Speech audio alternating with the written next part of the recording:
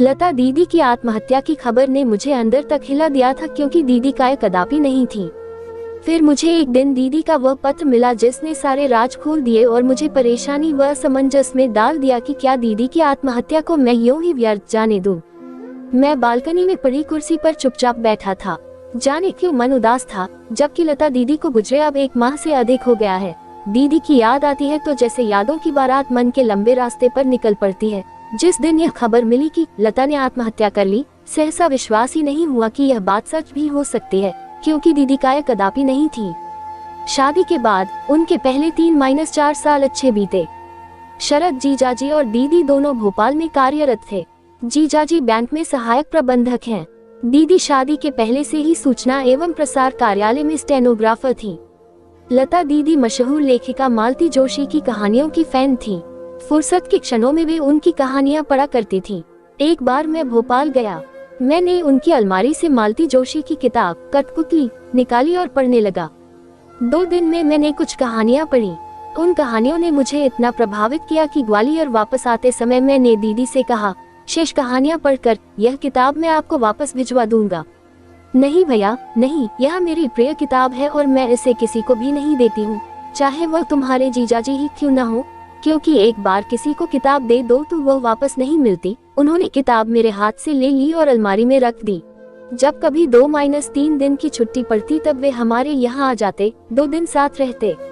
उस दौरान हम पार्क में घूमने चले जाते, कभी कोई अच्छी सी फिल्म देख आते। इस प्रकार हंसते खेलते 3-4 साल निकल गए। एक दिन जब मैं दफ्तर से घर आया तो मालूम हुआ दीदी आई हैं। मैंने माँ से पूछा तो उन्होंने बताया कि वे अपनी सहेली प्रेमलता से मिलने गई हैं। कह रही थी कि उससे कुछ जरूरी काम है। रात करीब 10 बजे वे घर आई। मेरी नजर उनके चेहरे पर ठहरी तो लगा कि वे कुछ परेशान हैं और उनके चेहरे पर पहले सी खुशी नहीं है। वे सीधे अंदर के कमरे में चली गईं। मुझे लगा शायद कपड़े बदलने गई होंगी, लेकिन जब बहुत देर गुजरने पर भी वे ड्राइंग रूम में नहीं आईं, तब मैं ही अंदर के कमरे में चला गया। वे उदास चेहरा लिए बैठी थी। मैंने पूछा तो बोली, अरे कुछ नहीं भैया, यात्रा करके आई हूँ, उसी की थकान है। मुझे उनकी बात पर यकीन नहीं हुआ। मैंने कहा, दीदी सच कहूँ आप कुछ छिपा रही हैं, लेकिन आज आपका चेहरा आपका साथ नहीं दे रहा। क्या बहन की शादी के बाद एक भाई इस लायक नहीं रह जाता कि वह बहन के मन की बात जान सके।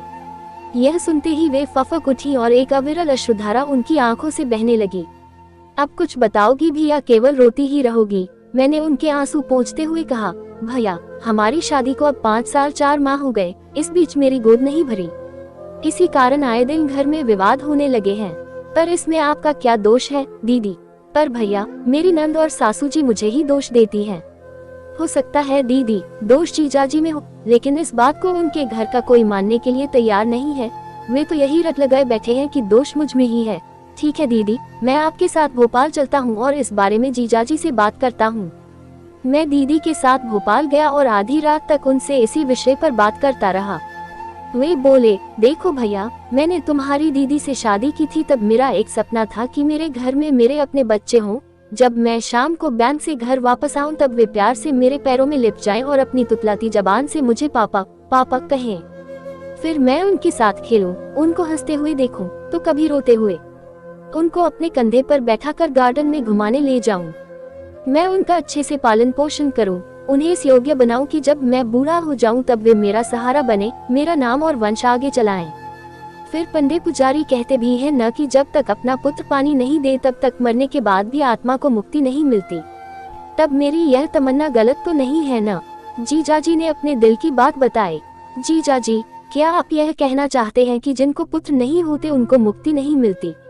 पर एक सच आप भी जान लीजिए कि इन पंडे पुजारियों ने ये सारी बातें सिर्फ अपना पेट और जेबें भरने के लिए फैला रखी हैं। जीजाजी, आदमी को मुक्ति मिलती है तो अपने किए कर्मों के आधार पर।